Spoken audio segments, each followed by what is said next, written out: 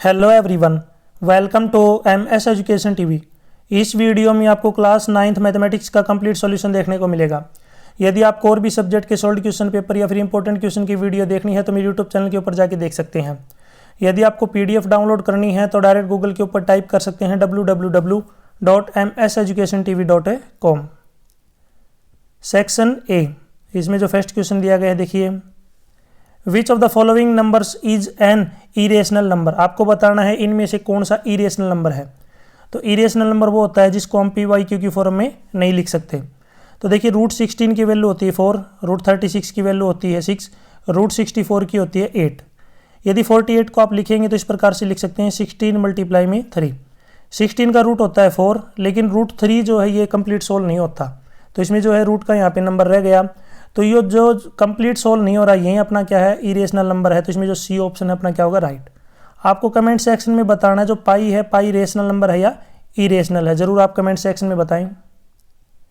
Question 2, which of the following is not a criterion for congruence of a triangle. आपको ये बताना है इनमें से जो है ट्रायंगल कॉन्ग्रेंट करने का कौन सा क्राइटेरिया नहीं होता। तो ट्रायंगल जो है कॉन्ग्रेंट करने के लिए 5 जो है क्राइटेरिया होते हैं, SSS, SAS, ASA, AAS और RHS। ये जो है 5 क्राइटेरिया होते हैं ट्रायंगल को कॉन्ग्रेंट प्रूव करने के लिए। तो इसमें जो राइट आंसर हो जाएगा जो बी ऑप्शन है, यानी कि ये जो है कोई भी क्राइटेरिया नहीं होता ट्रायंगल को कॉन्ग्रेंट करने के लिए, तो बी ऑप्शन राइट है। Question 3, each angle of any equilateral triangle is. Equilateral triangle के सभी एंगल जो है आपको बताना है कितने कितने डिग्री के हैं। तो इक्विलेटरल ट्रायंगल में तीनों साइड क्या होती हैं, बराबर। तीनों साइड अगर बराबर है तो इसके तीनों एंगल भी क्या होंगे, बराबर। तो इसका जो एक एंगल आएगा वो कितने का आ जाएगा, 60 डिग्री। तो इक्विलेटरल ट्रायंगल में सभी जो एंगल होते हैं, ईच एंगल जो होगा वो कितने डिग्री का होगा, 60 डिग्री का। सी ऑप्शन इसमें राइट है। नेक्स्ट है क्वेश्चन 4, इसमें से बताना है 2 sides of a triangle are length 5 centimetre and 1.5 centimetre. The length of third side of the triangle can not be. Triangle की 2 साइड दे रखी हैं, आपको बताना है इनमें से तीसरी साइड कौन सी नहीं हो सकती। तो आपको याद रखना है कि ट्रायंगल की 2 साइड का सम तीसरी से हमेशा क्या होगा, बड़ा। यदि आप जो है कोई भी 2 साइड को जोड़ते हैं तो देखिए यहाँ पे 1.5 और 3.6 को जोड़ेंगे तो कितना आएगा, 5.1, जो कि 5 से बड़ा है, ये तो हो सकती है। नेक्स्ट अगर 4.1 लेके चले तो 4.1 को और जब 1.5 को जोड़ेंगे तो ये आएगा 5.6, ये भी 5 से बड़ा है। नेक्स्ट है 3.8 और 1.5 को जब ऐड करेंगे तो ये आएगा 5.3, ये भी जो है 5 से बड़ा है। लेकिन जैसे ही हम जो है डी वाला ऑप्शन लेके चलते हैं इसमें, तो देखिए 1.5 और जब 3.5 को ऐड करेंगे तो अपने पास आ जाएगा 4.9, जो कि छोटा हो गया किससे, 5 से। लेकिन आपको पता है ट्रायंगल की 2 साइड का सम तीसरी से क्या होना चाहिए, बड़ा। तो इसमें से अपनी जो है तीसरी साइड कौन से नहीं हो सकती, 3.4 सेंटीमीटर नहीं हो सकती। Question 5, if the diagonal of a quadrilateral bisect each other than quadrilateral is a parallelogram. यानी कि अगर किसी क्वाड्रिलेटर के डायगोनल जो है एक दूसरे को बाइसेक्ट कर रहे हैं तो ये पैरेललोग्राम होगा। बिल्कुल सही है, क्योंकि पैरेललोग्राम के जो डायगोनल है वो क्या करते हैं, बाइसेक्ट करते हैं। तो क्वेश्चन नंबर 5 का जो राइट आंसर क्या हो जाएगा अपना, true. Question 6, equal codes of a circle, bracket में यहाँ पे लिख रखा है और of congruent circle subtend equal angles at the centre. यहाँ पे बताएगा कि एक सर्कल की जो है कोड है, ठीक है। यहाँ पे जो चाहे वो एक सर्कल की कोड हो सकती हैं या फिर जो है यहाँ पे बोला गया है कि 2 अलग अलग सर्कल जो है जिनकी रेडियस बराबर हो उनकी कोड हो सकती हैं, लेकिन वो दोनों कोड क्या है, बराबर हैं। तो सेंटर के ऊपर इक्वल एंगल जो है सबटेंड करती है, तो ये बात बिल्कुल क्या है, ट्रू है। यदि एक ट्रायंगल की दोनों कोड बराबर हैं तो भी सेंटर के ऊपर जो है इक्वल एंगल बनाएंगे, या फिर 2 अलग अलग सर्कल हैं लेकिन उनकी रेडियस क्या है, बराबर, तो भी सेंटर के ऊपर क्या बनाएंगे, इक्वल एंगल। तो 6 जो क्वेश्चन है इसका राइट आंसर क्या हो जाएगा, ट्रू, ट्रू। नेक्स्ट है question 7, if 2 sides of a triangle are equal then it is called. यदि ट्रायंगल की 2 साइड बराबर होती हैं तो उसको क्या बोलेंगे हम, आइसोस्केल्स ट्रायंगल। सी ऑप्शन राइट है।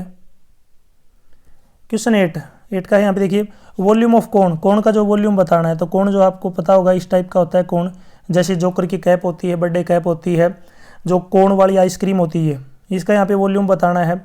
तो इसका जो वॉल्यूम होता है वो सिलेंडर के वॉल्यूम का 1/3 होता है। सिलेंडर का वॉल्यूम πr²h, तो यहाँ पे कोण का जो वॉल्यूम होगा उसका 1/3 हो जाएगा। तो इसमें जो डी ऑप्शन है क्या होगा, right, 1/3 πr²h। Question 9, class mark of the class 100 to 120, इसका क्लास मार्क बताना है, इनकी बीच की वैल्यू।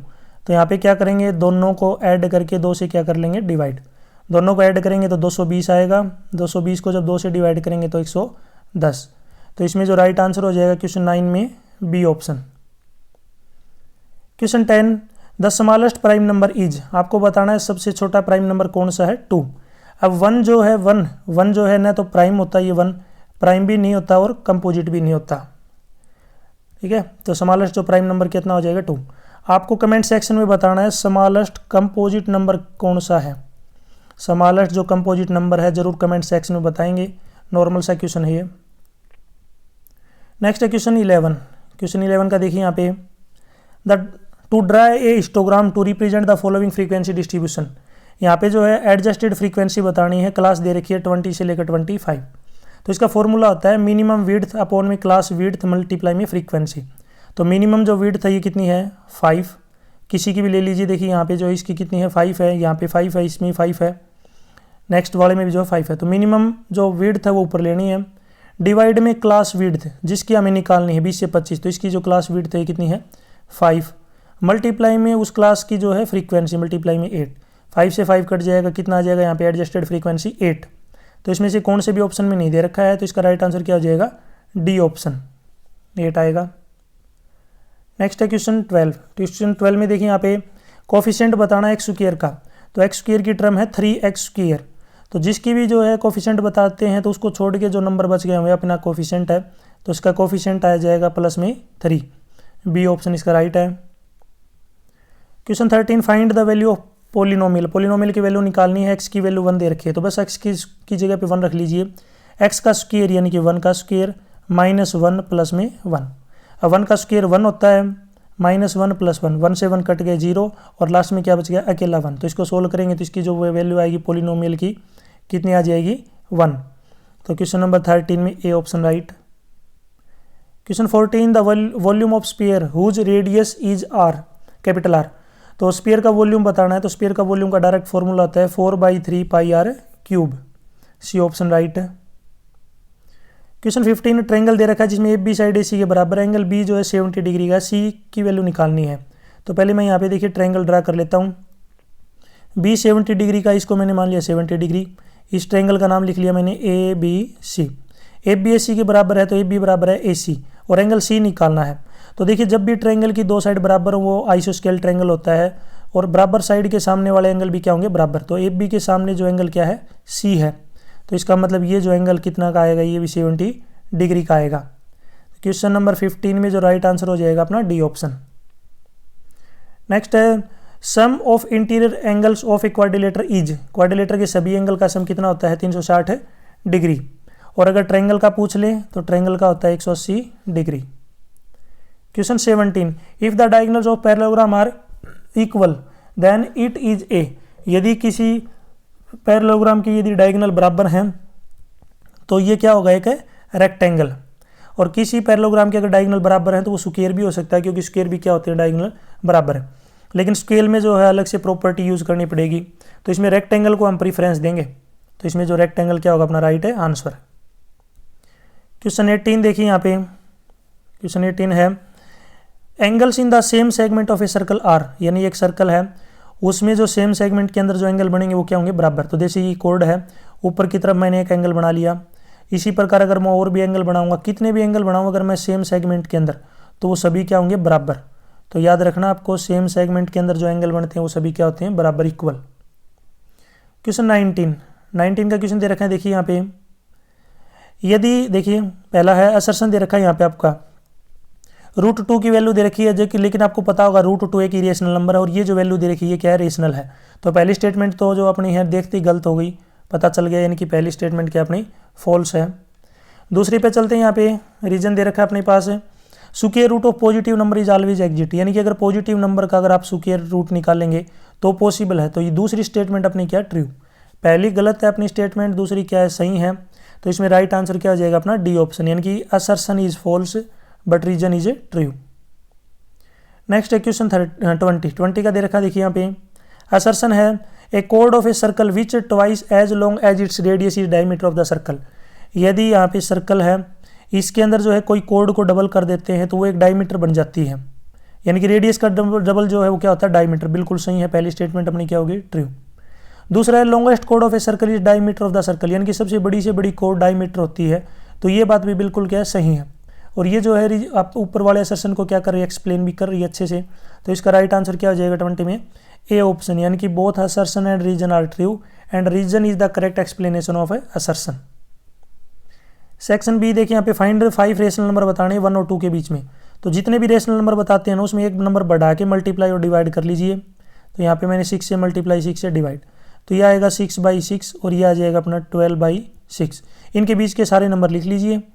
तो इनके बीच में नंबर जो आएंगे आपके 7/6, नेक्स्ट जो आएगा आपका 8/6, नेक्स्ट है 8/6, 9/6, 10/6 और 11/6। ये जो है इसने 5 रेशनल नंबर पूछे हैं, ये आप लिख देंगे। नेक्स्ट है क्वेश्चन 22 का है, सिंप्लीफाई करना है। तो वैसे तो एक फॉर्मूला है ये, a + b into a - b, a square minus b square, यानी कि 3 का स्क्वेयर माइनस √3 का स्क्वेयर, स्क्वेयर से स्क्वेयर रूट कैंसिल हो जाएगा। 3 का स्क्वेयर 9 और रूट से स्क्वेयर कैंसिल हो गया, 3 बच गया। 9 - 3 कितने होते हैं, 6। दूसरा तरीका ये है कि 3 की 3 से मल्टीप्लाई करेंगे। एक दूसरा तरीका ये भी है, कोई दिक्कत नहीं है, भी कर सकते हैं यहाँ पे। 9 माइनस 3 की √3 से मल्टीप्लाई, 3√3, फिर √3 की पहले 3 से मल्टीप्लाई प्लस का 3√3, फिर √3 की √3 से मल्टीप्लाई, √3 का स्क्वेयर यानी कि 3, और वो भी किसका, माइनस का। तो √3 से 3√3 कैंसिल, क्योंकि एक प्लस का एक माइनस का। तो 9 - 3 कितना आएगा, 6। इसी में एक क्वेश्चन और दे रखा है 32 जो होता है 2 की पावर 5 होती है, याद रखना। यानी कि 2 को अगर 5 बार मल्टीप्लाई करेंगे तो 32 आएगा, और उसकी पावर 1/5। पावर आपस में मल्टीप्लाई हो जाती हैं, तो 5 से 5 कैंसिल, 2 की पावर 1, तो 2 की पावर 1 कितना होता है, 2। नेक्स्ट है, आपको जो है कमेंट सेक्शन में बताना है 2 की पावर 0 प्लस में 3 की पावर 0 प्लस में 5 की पावर 0 और मल्टीप्लाई में 6 की पावर 0। इसका आंसर जो आपको मुझे कमेंट सेक्शन में बताना है। जब इसको सोल्व करेंगे तो क्या आएगा। क्वेश्चन देखिए यहाँ पे 23, आपको डिनोमिनेटर का जो रेशनलाइज करना है, तो साइन चेंज करके मल्टीप्लाई और डिवाइड कर दीजिए। √7 प्लस में 2 से मल्टीप्लाई और √7 + 2 से डिवाइड। अब ऊपर वालों की मल्टीप्लाई कर देंगे तो ये तो आ जाएगा √7 प्लस में 2।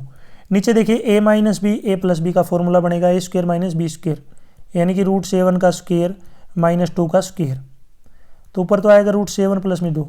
अब रूट से स्क्वेयर कैंसिल हो जाएगा, नीचे यहाँ पे 7 आएगा, और 2 का स्क्वेयर कितना होता है, 4, और 7 - 4 कितना आ जाएगा, 3। तो इसका जब जो है रेशनलाइज करेंगे तो ये आएगा √7 प्लस में 2 डिवाइड बाई 3। क्वेश्चन 24, यहाँ पे जो है इवेल्युएट करना है। इवेल्युएट का मतलब ये नहीं है कहीं आप डायरेक्ट इनकी मल्टीप्लाई कर दो, 103 मल्टीप्लाई में 107, इस तरीके से मल्टीप्लाई कर दो। आपको छोटी क्लास में नहीं हो, 9th क्लास के हो, तो आपको जो है यहाँ पे फॉर्मूला यूज़ करना है।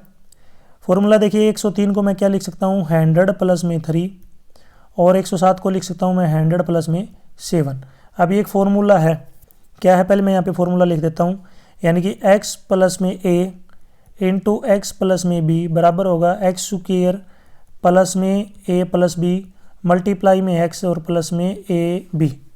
ये फॉर्मूला यहाँ पे आपको यूज़ करना है।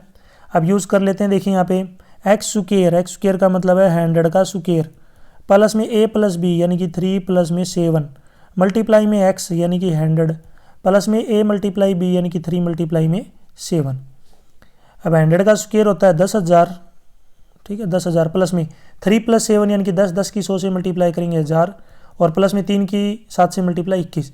10,000 प्लस में 1000 प्लस में 21, तो ये बनेगा आपका 11,021, ठीक है, 11,021, 11,021। क्वेश्चन 25, वैल्यू निकालनी x की k की निकालनी, अगर x - 1 इसका एक फैक्टर है, तो x - 1 अगर इसका फैक्टर है तो यहाँ से x की वैल्यू कितनी आएगी, 1। अब 1 को जो है इस पोलिनोमियल के अंदर रख दीजिए, तो 2 × 1 का स्क्वेयर प्लस k × 1 प्लस में √2। मैं एक बार थोड़ा सा लेफ्ट में लिख लेता हूँ, थोड़ा ज़्यादा हो गया, यानी कि 2 × 1 का स्क्वेयर प्लस में k × 1 प्लस में √2 और इज इक्वल टू 0, क्योंकि ये है जो इसका फैक्टर है तो रिमाइंडर क्या बचेगा, 0। 1 का स्क्वेयर कितना होता है, 1 की 2 से मल्टीप्लाई करेंगे 2 प्लस में k प्लस में √2 इज इक्वल टू 0। हमें k की वैल्यू निकालनी है, k को इधर रख लेंगे, आगे ले जाएंगे 2 माइनस का हो जाएगा और √2 भी किसका हो जाएगा, माइनस का। दोनों में से आप माइनस कॉमन ले सकते हैं, तो 2 प्लस में √2 -2 प्लस में √2 इसका आंसर आएगा। नेक्स्ट यहाँ पे इसके फैक्टर करने हैं फैक्टर थ्योरम से जो है। तो सबसे पहले बीच वाले कैसे फैक्टर बना लीजिए जिनका जोड़ तो -5 आए लेकिन मल्टीप्लाई 6 आए, तो इसके फैक्टर होते हैं 6 के फैक्टर बनेंगे आपके कितने, 3 और 2, लेकिन माइनस का 5 है तो दोनों माइनस के लेने पड़ेंगे। तो यहाँ पे बनेगा अपने पास x² माइनस में 3x माइनस में 2x प्लस में 6। अब पहले वाले दोनों में से x कॉमन आ गया तो अंदर बच गया x माइनस में 3। अगले में से जो है माइनस का 2 कॉमन लेना पड़ेगा ताकि दोनों जो फैक्टर हैं क्या हो जाएंगे, कॉमन। तो आप दोनों में से देखिए x माइनस 3 दोनों में से कॉमन ले लेंगे, अंदर बचेगा यहाँ पे पहले वाले में से x और बाद वाले में से माइनस का 2। तो ये इसके जो फैक्टर बनेंगे x minus 3 into x minus 2। Question 26 यहाँ पे देखिए इसके फैक्टराइज करना है, तो सबसे पहले 2 की 3 से मल्टीप्लाई करेंगे 6 के फैक्टर बनाने हैं जिनका जोड़ कितना आ जाए 7। तो 6 के फैक्टर तो क्या होते हैं, 6 और 1 ही होता है। तो इसका बनेगा 2x² प्लस में 6x प्लस में x प्लस में 3। पहले वाले में से 2x कॉमन आ गया, अंदर बच गया x प्लस में 3। आगे वाले में से 1 कॉमन ले लेंगे तो x प्लस में 3। अब दोनों में से x प्लस 3 कॉमन आ गया। अब यहाँ पे क्या बच गया अपने पास 2x प्लस में 1। तो ये जो इसके क्या आ जाएंगे फैक्टर। नेक्स्ट चलते हैं, देखिए क्वेश्चन 27 में यहाँ पे देखिए हेमिस्फेरिकल बॉल दे रखी है, बाउल यानी कि कटोरी, यानी कि हेमिस्फेरिकल जो कटोरी इस टाइप की होती है, इसकी रेडियस दे रखी है, इसका वॉल्यूम निकालना है। हेमिस्फेयर का वॉल्यूम होता है जो है पूरे का वॉल्यूम होता है 4/3 πr³, लेकिन हेमिस्फेयर स्फेरिकल बॉल है तो इसका यहाँ पे जो है वॉल्यूम कितना हो जाएगा 2/3 πr³। अब 2/3 मल्टीप्लाई में पाई की वैल्यू होती है 22/7 मल्टीप्लाई में r³ यानी कि 3 मल्टीप्लाई में 3 मल्टीप्लाई में 3। अब इसकी जब यहाँ पे देखिए 3 से 3 कैंसिल हो जाएगा, 2 की 22 से मल्टीप्लाई 44 के आगे 9 से मल्टीप्लाई करेंगे तो 396 के डिवाइड में क्या है 7। जब इसको डिवाइड करेंगे तो 56.57 सेंटीमीटर क्यूब, और ये जो वैल्यू आएगी अप्रोक्सीमेट आएगी लगभग, ठीक है, अप्रोक्सीमेट वैल्यू आएगी, याद रखना। इसी के ओर में देखिए यहाँ पे एक क्वेश्चन और दे रखा है, दोनों में से आपको एक करना है। क्वेश्चन है कि find the total surface area of cone का टोटल सरफेस एरिया निकालना है। स्लैंट हाइट दे रखी है, डायमीटर दे रखा है। तो डायमीटर तो सबसे पहले हमें रेडियस पता होनी चाहिए, तो रेडियस यहाँ पे कितनी आ जाएगी 24 का आधा करेंगे तो कितना आ जाएगा 12 मीटर, मीटर में ही इस मीटर में। अब हमें टोटल सरफेस एरिया निकालना है, तो total TSA, total surface area का फॉर्मूला आता है πr² प्लस में πrl, दोनों में से πr कॉमन आ जाएगा तो अंदर बचेगा r प्लस में l। बस यहाँ पे वैल्यू रख लीजिए, पाई की जो वैल्यू है 22/7 मल्टीप्लाई में r कितना है 12 और मल्टीप्लाई में r प्लस l यानी कि 12 प्लस में 21। अब थोड़ा सोल्व कर लेते हैं, देखिए यहाँ पे तो 22/7 मल्टीप्लाई में 12 और 21 को जोड़ेंगे तो 33, ऊपर वाले की मल्टीप्लाई कर लेंगे तो 8712 और डिवाइड में 7। जब इसको डिवाइड करेंगे 7 से तो यह आएगा 1244.57 मीटर स्क्वायर। तो ये इसका क्या आ जाएगा total surface area. Factorise 64x³ minus में 343y³, तो 64x³ को लिख सकते हैं 4x³। नेक्स्ट है 343 जो है किसका क्यूब होता है 7 का क्यूब, तो इससे आगे वाले को लिख सकते हैं हम क्या माइनस में 7y³। अब ये एक फॉर्मूला होता है a³ माइनस में b³, यहाँ पे मैं आपको लिख देता हूँ, देखिए a³ माइनस में b³, तो ये होता है a minus B into a² plus ab plus में b²। कई बार जो इसको x भी मान लेते हैं, जैसे x³ माइनस y³। तो यहाँ पे देखिए a³ माइनस b³, तो a माइनस b, तो सबसे पहले यहाँ पे कितना आ जाएगा 4x माइनस में 7y। आगे क्या आ जाएगा, देखिए यहाँ पे a का क्यूब यानी कि 4x³, तो ये बनेगा 16x² प्लस में ab की मल्टीप्लाई 4x और 7y की मल्टीप्लाई 28xy प्लस में b का स्क्वायर 7y का स्क्वायर यानी कि 49y²। तो इसके जो है फैक्टर बन जाएंगे 4x माइनस में 7y मल्टीप्लाई में 16x² प्लस में 28xy प्लस में 49y²। नेक्स्ट पे चलते हैं, देखिए यहाँ पे आपको जो इसके 3 डिफरेंट जो सॉल्यूशन बताने इस इक्वेशन के, तो वैसे तो इसके इनफाइनाइट सॉल्यूशन है, तो यहाँ पे सबसे पहले देखिए एक टेबल बना लीजिए इस प्रकार से। इसके हमें फैक्टर बनाने हैं कितने, 3, सॉरी फैक्टर नहीं, सॉल्यूशन बताने हैं 3। तो एक में तो लिख दिया मैंने y, एक में जो है लिख लिया x। तो यहाँ पे कुछ भी वैल्यू रख सकते हैं x की, y आ जाएगा। अगर x की जगह पे मैं यहाँ पे 0 रखता हूँ तो y कितना आएगा 7, क्योंकि ये 0 हो जाएगा। अगर x की जगह पे मैं 1 रखूँ, यहाँ पे 1 रखूँगा तो 2 की 1 से मल्टीप्लाई 2 आगे जाके 7 में से माइनस होगा तो y कितना आ जाएगा 5। यदि मैं x की जगह पे यहाँ पे 2 रखता हूँ तो y की वैल्यू कितनी है, x की वैल्यू x की जगह पे 2 रखा तो 4 आगे जाके 7 में से माइनस हो जाएगा तो कितना बचेगा 3। तो यहाँ पे जो इसके 3 सॉल्यूशन आ गए हैं, एक पहला सॉल्यूशन है 0, 7, x को पहले लिखना है। दूसरा सॉल्यूशन है 1 और 5, और तीसरा सॉल्यूशन है 2 और 3। तो ये जो इसके सॉल्यूशन आएंगे, और भी इसके अलावा भी और सॉल्यूशन भी कर सकते हैं आप। क्वेश्चन 30 में देखिए यहाँ पे x और y की वैल्यू दे रखी है, आपको k की वैल्यू निकालनी है। वैसे x और y की वैल्यू आपको जो इसके अंदर रखनी है, सबसे पहले 2 इंटू x की वैल्यू है 2, प्लस में 3 इंटू y की value 1 is equal to k। 2 की 2 से मल्टीप्लाई 4, 3 की 1 से multiply 3 is equal to k। तो यहाँ से k की वैल्यू कितनी आ जाएगी 7। नेक्स्ट है क्वेश्चन 31 का देखिए फैक्टराइज करना है। 8x क्यूब प्लस में y क्यूब प्लस में 27z क्यूब माइनस में 18xyz। तो इसको मैं 8x क्यूब को जो है मैं यहाँ पे देखिए मैं लिख लेता हूँ, इसको लिख सकता हूँ मैं 2x का क्यूब प्लस में y क्यूब प्लस में 3z क्यूब माइनस में 3 इंटू एक्स, यानी कि मैं इसको थोड़ा सा नीचे लिख लेता हूँ। देखिए यहाँ पे 3 इंटू एक्स यानी कि 2x into Y into Z, इस प्रकार से मैं लिख लेता हूँ। जब इसको मल्टीप्लाई करेंगे ना, 3 की 2 से 6, 6 की 3 से 18 xyz। अब ये जो एक फॉर्मूला होता है डायरेक्ट आपको याद रखना, यानी कि जब भी आ जाए इस प्रकार फॉर्मूला, मैं यहाँ पे फॉर्मूला भी लिख देता हूँ एक बार ताकि आपको समझ में आ जाए।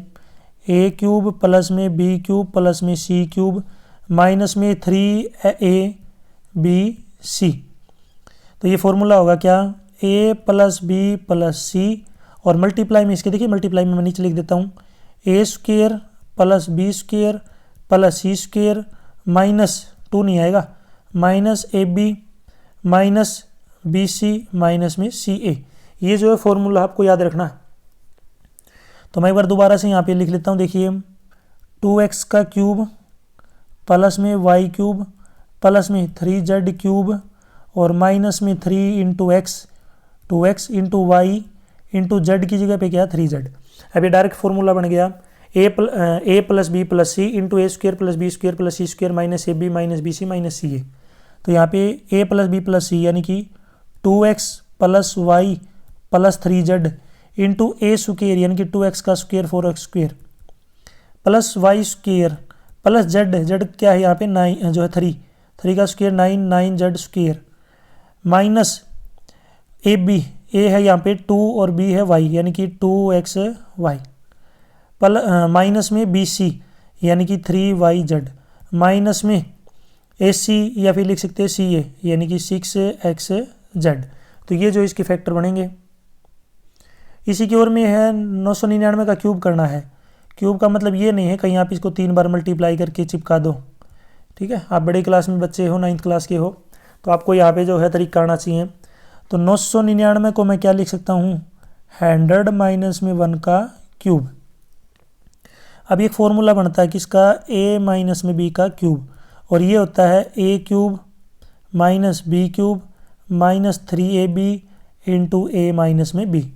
तो यहाँ पे मैं लिख लेता हूँ a का क्यूब यानी कि 1000 का क्यूब माइनस में b क्यूब 1 का cube minus 3 into A 1000 into B 1 into A minus B यानी 1000 माइनस में 1 यहाँ पे रख लेंगे। इस प्रकार जो आपको उसका रखना है। जब 1000 का क्यूब करेंगे तो यहाँ पे 1000 के आगे 3 जीरो हैं तो मैं ऊपर लिख देता हूँ। यहाँ पे जो है कितनी जीरो आ जाएंगे इसके आगे 9 क्यूब है, माइनस में 1 का क्यूब 1 होता है, माइनस में तो देखिए 3 के 1000 से मल्टीप्लाई करेंगे 3000 और यहाँ पे 1000 में से 1 घटाएंगे तो कितना आएगा 999। तो यहाँ पे मैं लिख लेता हूँ 3000 मल्टीप्लाई में 999, इस प्रकार लिख लेंगे। अब थोड़ा और सोल्व कर लेते हैं। जब यहाँ पे सोल्व करेंगे तो देखिए यहाँ पे 1 के आगे कितनी जीरो आ जाएंगी 9, आगे आएगा -1 और जब 3000 की 999 के साथ मल्टीप्लाई करेंगे तो ये आएगा 2997000 क्योंकि 3 जीरो है। अब देखिए जब इसको पूरे को सोल्व करेंगे देखिए जब आप इसको सोल्व करेंगे तो लास्ट वाले दोनों माइनस के जुड़ जाएंगे और पहले वाले में से माइनस हो जाएगा। होने के बाद ये जो आंसर बचेगा 997002,999, ये जो है यहाँ पे इसका आंसर आएगा। वैसे आप अगर आप इसको 3 बार मल्टीप्लाई करेंगे ना तो भी यही आंसर आएगा। आपको यहाँ पे जो है इसका मैंने आंसर बता दिया। आपको कमेंट सेक्शन में 99 का जो है क्यूब बताना है। इसी प्रकार सोल्व करेंगे तो इसका जो है क्यूब जो है क्या आएगा, जरूर कमेंट सेक्शन में बताएं। नॉर्मल सा क्वेश्चन है ये। नेक्स्ट 32 में देखिए यहाँ पे अपने पास एंगल POR और ROQ का रेशियो दे रखा है। तो POR अपना ये है और ROQ नीचे वाला है, दोनों का रेशियो दे रखा है। तो यहाँ पे एक को मैंने मान लिया, एक जो है रेशियो हटाने के लिए यहाँ पे लिख लिया मैंने 5x और नीचे वाले के साथ लिख दूंगा 7x, नीचे वाला 7x। अब ये एक लाइन है सीधी, इसके ऊपर जो एंगल का सम होगा वो 180 होगा क्योंकि लीनियर पेयर। तो 5x प्लस में 7x 180, 5x और 7x होते हैं 12x, 180 12 इधर मल्टीप्लाई में है, आगे जाके इसको डिवाइड कर देगा। जब 180 को 12 से डिवाइड करेंगे तो कितना आएगा 15। अब इसके बाकी सभी एंगल निकालने हैं। तो पहला है 5x, तो 5 मल्टीप्लाई में 15, तो पहला तो अपना आ गया यहाँ पे 75 डिग्री, 75 डिग्री। नीचे वाला 7x, तो 7 मल्टीप्लाई में 15, तो ये आ गया अपने पास 105 डिग्री। अब इसके सामने वाला वर्टिकल अपोजिट एंगल ये भी 105 आएगा, इधर वाला एंगल है वर्टिकल अपोजिट एंगल ये भी 75। तो मैं लिख लेता हूँ यहाँ पे नीचे वाले में 105 डिग्री, नीचे भी 105 डिग्री, इधर जो राइट साइड में है इधर 75 डिग्री और लेफ्ट में भी 75 डिग्री। नेक्स्ट है क्वेश्चन 33। यहाँ पे देखिए एक पॉइंट दे रखा है AB लाइन जो दे रखी है उसके बीच में C पॉइंट है, AC और BC बराबर है, तो AC हाफ AB होगा, ये आपको प्रूव करना है। तो सबसे पहले मैं देखिए यहाँ पे एक लाइन ले लेता हूँ। ये जो अपने पास एक लाइन होगी इसके नाम है AB, इसके बीच में C है, तो इसका मतलब जो AC है वो BC के क्या है बराबर गिवन है। अब दोनों साइड अगर हम सेम टर्म ऐड करते हैं तो मैं दोनों साइड जो है AC क्या कर लेता हूँ ऐड, दोनों साइड AC ऐड किया। AC और AC कितने हो गए 2AC। आगे देखिए BC और AC को जब जोड़ेंगे तो ये बनेगी AB, 2 इधर मल्टीप्लाई में है, आगे जाके जो क्या हो जाएगा डिवाइड में, तो इसका मतलब जो AC है वो AB का क्या है आधा, यही हमें प्रूव करना था। इसी के थ्रू हमें एक क्वेश्चन दे रखा है, ठीक है। देखिए यहाँ पे इसी के जो है यहाँ पे और में एक क्वेश्चन दे रखा है इंग्लिश में, अगर आपको पढ़ना है तो यहाँ पे इंग्लिश में है, नीचे देखिए इंग्लिश में, जिसमें AB का रेशियो दे रखा 2:3। तो रेशियो हटाएंगे तो ये 2x है और ये कितना है 3x, और ये इधर वाला 90 डिग्री क्योंकि राइट एंगल है। अब ये एक स्ट्रेट लाइन है, इसके ऊपर जो एंगल है इसका जम कितना होगा 180। तो यहाँ पे मैं लिख लेता हूँ 2x प्लस में 3x प्लस में 90 degree is equal to 180 degree. अब 2x और 3x 5x होते हैं, 90 इधर प्लस का है, आगे जाएगा तो किसका हो जाएगा माइनस का, कितना बचेगा 90 डिग्री। 5 इधर मल्टीप्लाई में है, आगे जाके 90 को क्या करेगा डिवाइड, 90 को जब 5 से डिवाइड करेंगे तो यहाँ पे कितना आ जाएगा अपना 18 डिग्री। इसमें क्या बताना था आपको, एंगल C की वैल्यू निकालनी है। तो x अपने पास 18 आ गया, तो यहाँ पे पहले 3x की वैल्यू निकाल लेता हूँ।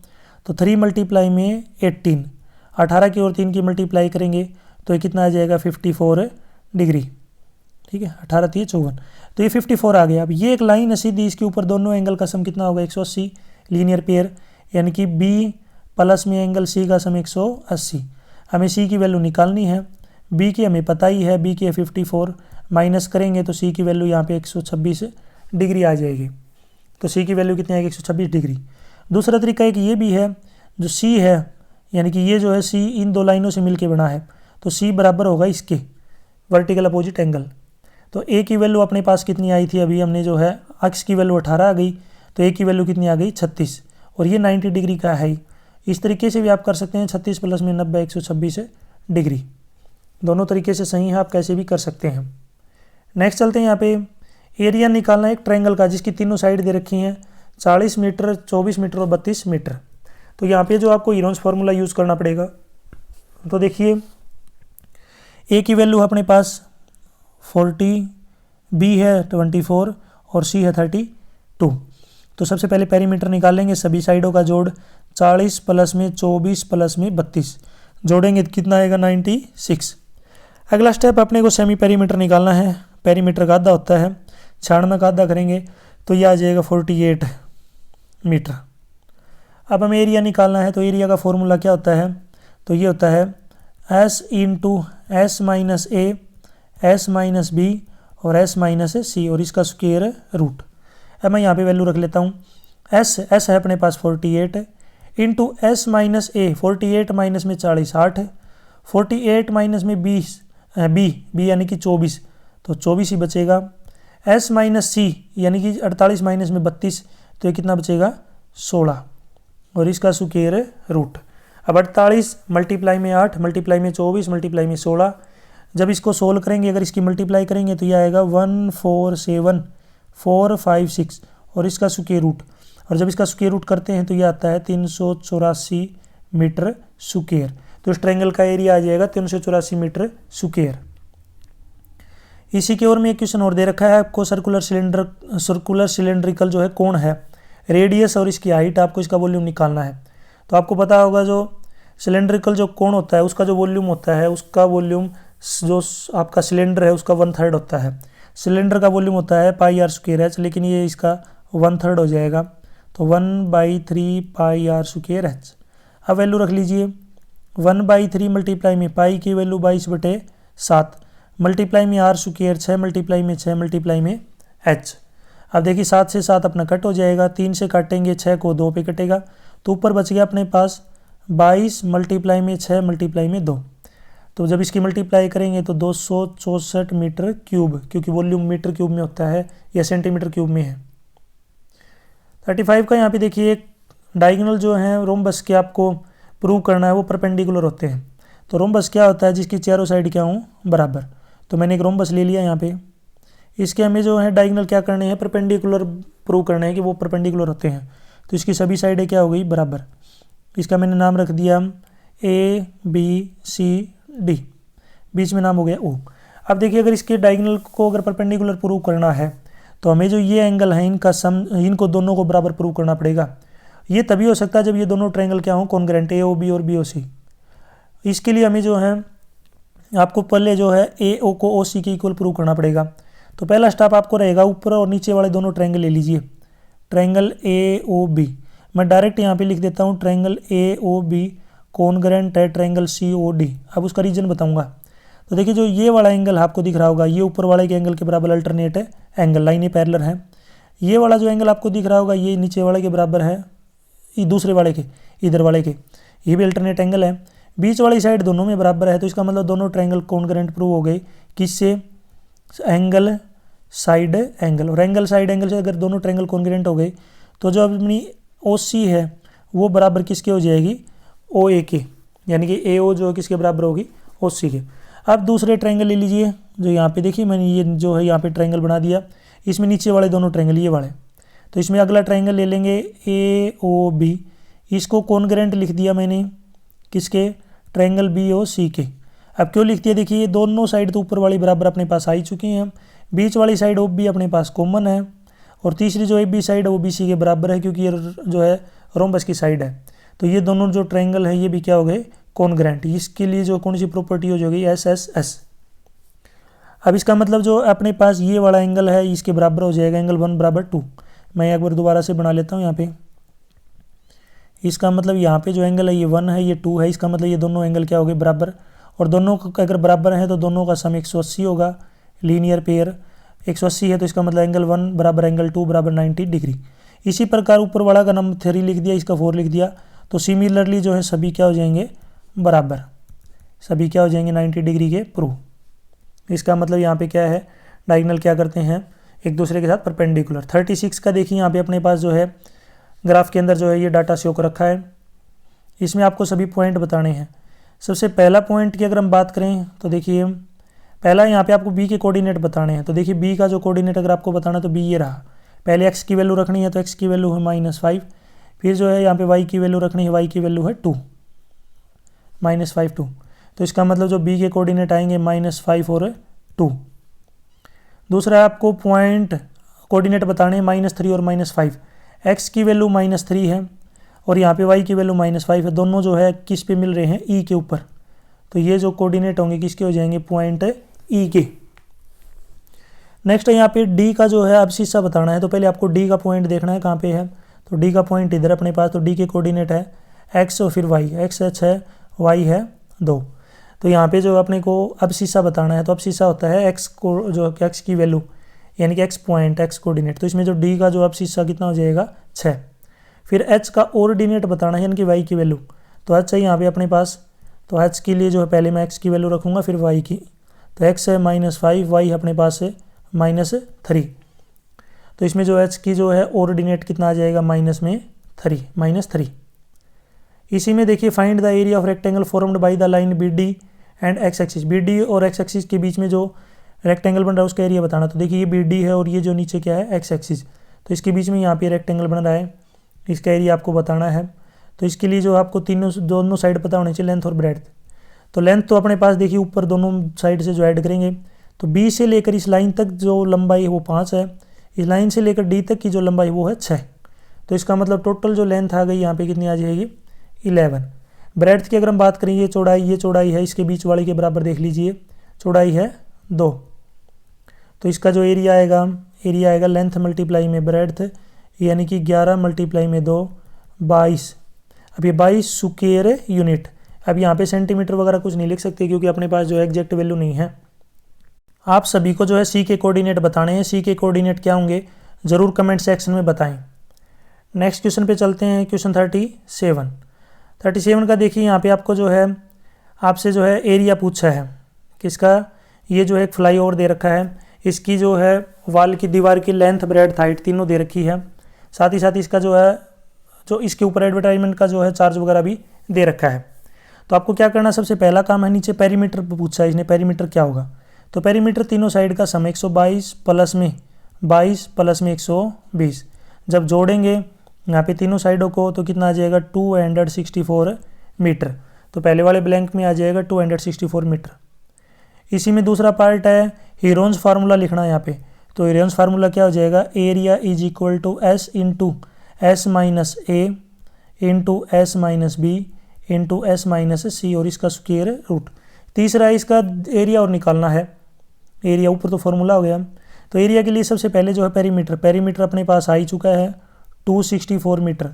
यहाँ से इसका सेमी पेरीमीटर निकाल लेते हैं, पेरीमीटर का आधा, 264 का आधा करेंगे तो 132 मीटर, 132 मीटर।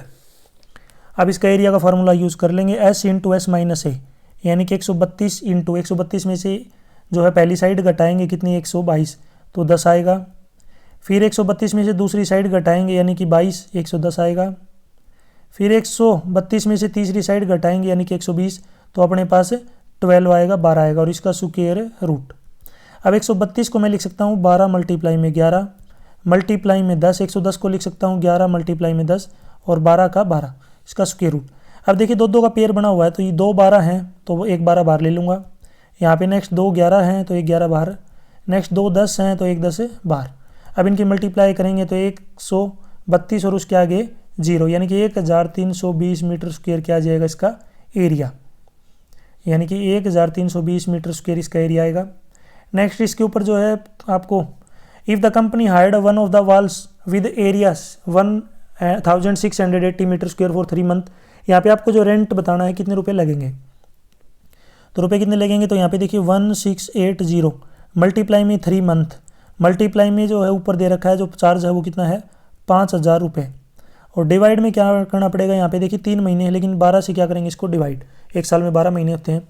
जब इसको सोल्व करेंगे तो यह आएगा ₹21, इसके आगे जो है 5 है 0, इतने रुपए देने पड़ेंगे टोटल।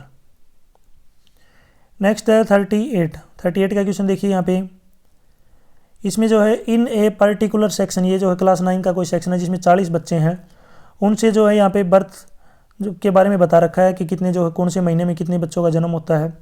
तो जनवरी में 3 है, फरवरी में 4, मार्च में 2, अप्रैल में 2, मई में 5, जून में 1, जुलाई में 2, अगस्त में 6, सितंबर में 3, अक्टूबर में 4, नवंबर में 4, दिसंबर में 4, ये जो है मंथ ऑफ बर्थ दे रखा है और इधर जो है कितने बच्चों का जन्म हुआ ये दे रखा है।